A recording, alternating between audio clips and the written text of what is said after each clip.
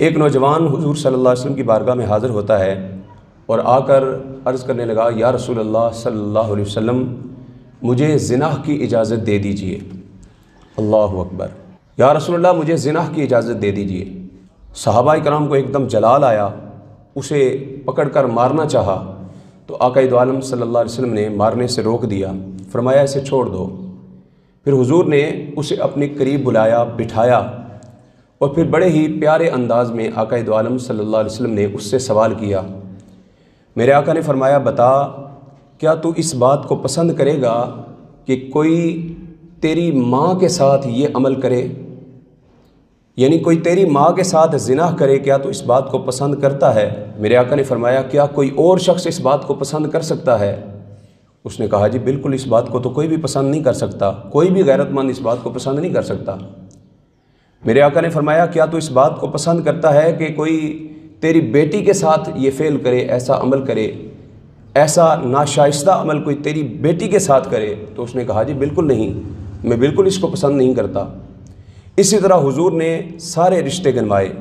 تیری خالہ کے ساتھ، تیری چچی کے ساتھ، دیگر تمام رشتوں کو میرے آقا دو عالم صلی اللہ علیہ وسلم نے ایک ایک کر کے گنوایا، اور وہ ہر ایک رشتے کے جواب میں یہی کہتا رہا کہ یا رسول اللہ، میں اس بات کو پسند نہیں کرتا اور نہ ہی میرے اس عمل سے کوئی اور بندہ خوش ہوگا۔ یعنی کسی کے بھی ساتھ کوئی بندہ جب زنا کاری یا بدکاری کرے گا تو کوئی بھی بندہ اس بات کو اچھا نہیں سمجھتا، اور نہ ہی میں اچھا سمجھتا ہوں کہ میرے کسی عزیز کے ساتھ کوئی ایسا عمل کرے۔ جب اس طرح میرے آقا دو عالم صلی اللہ علیہ وسلم نے اس نوجوان کو سمجھایا، میرے آقا نے اپنے ید اللہ والا ہاتھ اس نوجوان کے سینے پر رکھا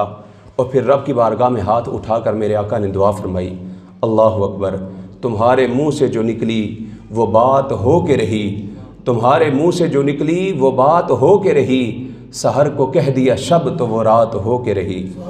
آقا دو عالم صلی اللہ علیہ وسلم نے اس نوجوان کے سینے پر ہاتھ رکھ کر رب کی بارگاہ میں دعا کی، یا باری تعالیٰ اس نوجوان کے سینے کو پاک فرما، اور مولا اس نوجوان کے دل میں جو غلاظت ہے، جو سینے میں جو غلاظت ہے، مولا کریم اسے دور فرما،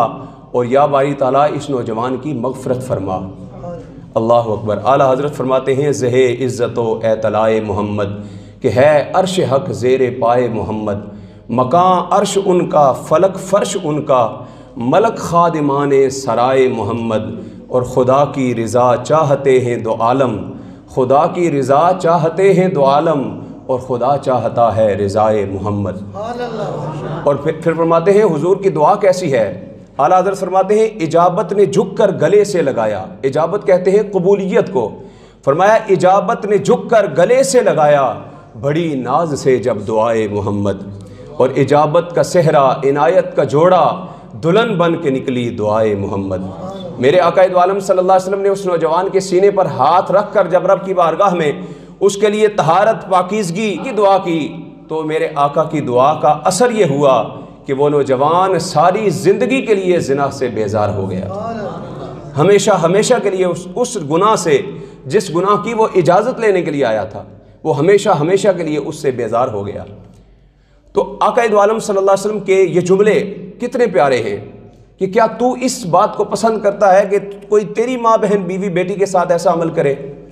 آج ہمارے معاشرے کے اندر جو زنا کاری اور بدکاری کے اندر، بدنگاہی کے اندر جو لوگ مبتلا ہیں، وہ اگر اس حدیث مبارکہ کو اپنے سامنے رکھیں، ان جملوں کو آقا کریم صلی اللہ علیہ وسلم کے اپنے سامنے رکھیں، تو یقیناً وہ ہر قسم کی برائی سے، ہر قسم کی غلاظت سے، ہر قسم کی زنا کاری سے، بدکاری سے وہ محفوظ رہ سکتے ہیں۔